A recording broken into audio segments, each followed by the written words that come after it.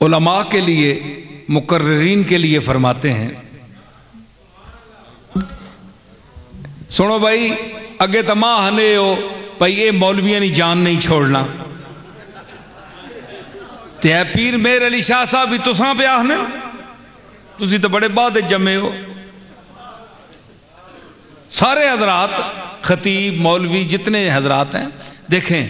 ایک جنرل بات ہے کوئی انہوں نے کسی کا نام لے کر تو نہیں کہا انہوں نے ایک بات کہی ہے مشائخ کے صوفیاء کے متعلق بھی انہوں نے کہا ہے جس طرح پیرزادوں کے متعلق کہا ہے صاحبزادوں کے متعلق ابھی میں نے پیش کیا ہے کہا ہے اس کو تو اسی طرح ان لوگوں جو مصلحین امت ہیں ان کا یہی کام ہے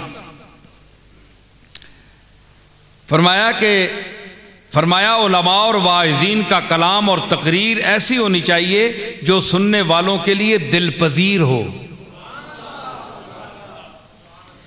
انہوں نے فرمان الہی ادعو الی سبیل ربک بالحکمت والموعظۃ الحسنہ خدا کی راہ کی طرف حکمت اور بہتر پند و موعظت کے ساتھ بلاؤ پر عمل کرنا چاہیے اور بشری اور نفسانی جوش نہیں آنا چاہیے جبکہ آج کل یہ فساد انگیز تقاریر اور فرقہ واریت پھیلانے کے لیے جو تقریریں ہوتی ہیں کفر کا فتویٰ ہوتا ہے گالی گلوچ ہوتی ہے یہ سب چیزیں خواہش نفسانی کے تحت ہوتی ہیں دیکھیں نا اسی کی وجہ سے یہ سارا شر پھیل رہا ہے نیکی اور ہدایت پھیلنے کے بجائے مطلب ہے کہ ہر آدمی کو پھر آگے اس کا مفہوم جو ہے وہ فرماتے ہیں کہ ہر آدمی کو آپ بلائیں اگر وہ آپ کے مسلک اور طریقے کے دلیل کے خلاف ہے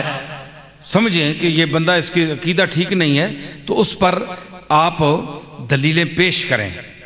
علم پہلے ہوگا تو دلیل پیش کریں گے نا علم ہی نہیں ہے تو دلیل کیا دیں گے دلیل علم نہیں ہے تو آپ نے ڈنڈے ہی مارنے ہیں فساد ہی کرنا ہے جہاد ہی کرنا ہے علم ہے تو دلیل سے بات کریں سمجھائیں اس کے دلائل سنیں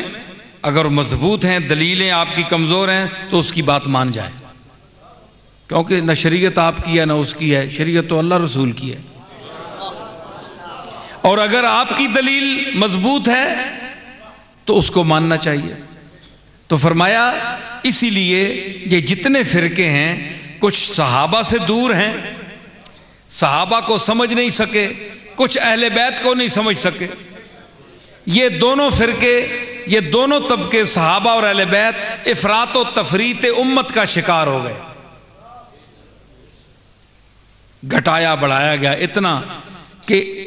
ایک فرقے نے سمجھا دوسرے کو ہم نے نہیں بٹھانا ہے یہ غلط ہے اس سے ہم نے سلام دعا بھی نہیں رکھنی حالانکہ نہیں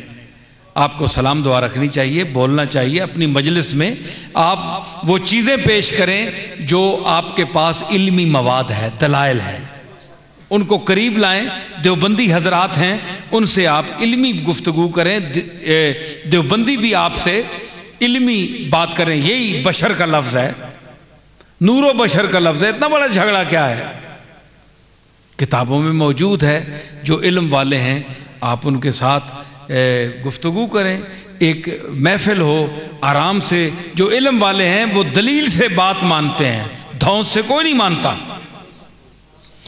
دلیل اتنی بڑی چیز ہے کہ جب آپ دلیل دیں گے تو دوسرا آدمی شرمندہ ہو جائے گا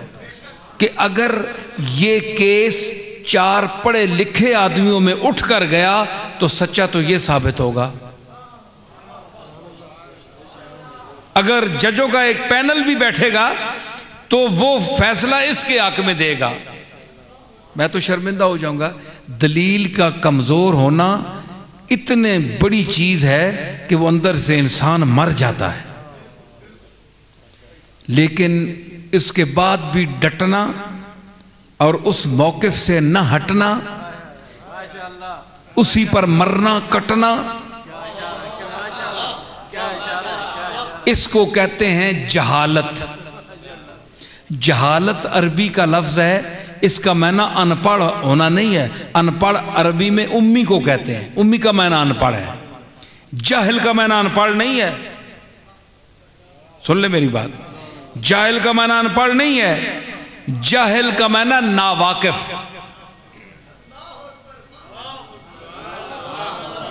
جاہل کا معنی ناواقف، جو کسی چیز کا کہ واقفیت نہ، وقوف نہ رکھتا ہو، سمجھ نہ رکھتا ہو، جاہل کا معنی یہ ہے۔ یحسبہم الجاہل اغنیاء من التعفف، تو یہاں جاہل سے مراد کیا؟ ان پڑھ ہے۔ تعرفہم بسیماہم لا یسألون الناس الحافا، قرآن نے جو استعمال کیا جاہل کو، تو جاہل کا کیا معنی ہے کہ جو اس کے حالات سے باخبر نہیں ہے، وہ جب اس کو دیکھے گا تو اس کی طہارت، وجاہت، پاکیزگی، رکھ رکھاؤ سے وہ سمجھے گا کہ یہ تو بڑا غنی آدمی، امیر آدمی، حالانکہ وہ غریب آدمی ہے۔ تو دیکھنے میں وہ اتنا قناعت پسند ہوگا اور اس کے چہرے پر صبر اور شکر کا وہ وقار ہوگا کہ عام دیکھنے والا جاہل، جو اس کا واقف نہیں ہے، جو اس کے حالات کو نہیں جانتا کہ اس کی پراپرٹی کتنی ہے، پیسے کتنے ہیں، یہاں جاہل سے وہ مراد ہے۔ کیوں مفتی صاحب؟ ٹھیک ہے نا؟ تو جاہل کا یہ مطلب نہیں ہے۔ جاہل کا معنی ناواقف آدمی۔ ہمارے ہاں آج کل استعمال کیا جاتا ہے، یہ بھی جہالت ہے کہ جاہل کو ان پڑھ کے معنی میں استعمال کرتے ہیں، جاہلہ۔ حالانکہ یہ معنی نہیں، جاہل کا معنی عربی میں ہوتا ہے ضدی آدمی، جو حق کو حق جان کر اس کا ضمیر مان رہا ہو کہ یہ میں دھوکہ کر رہا ہوں، یہ بندہ بڑا کمال والا ہے، اس میں بڑی صلاحیتیں ہیں، بڑی خوبیاں ہیں، بڑا فن ہے، بڑا علم ہے، بڑی ذہانت ہے، بہت کچھ ہے، لیکن مانتا نہیں، زبانی اقرار نہیں کرتا۔ اس کو کہتے ہیں جہالت۔ ضد پر قائم ہو جانا، جانتے ہوئے بھی عالم گویا، ایک جملہ پیش کر رہا ہوں، گویا لفظی لغوی معنی کے اعتبار سے جاہل کا لفظ ایک عالم پر بھی بولا جا سکتا ہے، جو چوٹی کا عالم ہو، لیکن حق کا انکار کر رہا ہے دلیل نہ ہونے کے باوجود۔ دلیل اس کے پاس نہیں ہے، جو اس کا مد مقابل ہے اس کی دلیل مضبوط ہے، لیکن دلیل مضبوط ہونے کے باوجود نہیں مان رہا، ہے عالم، لغت کے نزدیک وہ جاہل ہے، ضدی ہے، ڈھٹائی پر تولا ہوا ہے، ضدی ہے، اس پر لفظ جہالت کا اطلاق ہو سکتا ہے، وہ جاہل ہے۔ دلیل میں دیتا ہوں۔ ابو جہل، آپ کیا سمجھتے ہیں کہ ابو جہل کو کیوں جاہل کہا جائے؟ وہ لکھ پڑھ نہیں سکتا تھا، اچھا بڑا پڑھا لکھا آدمی تھا،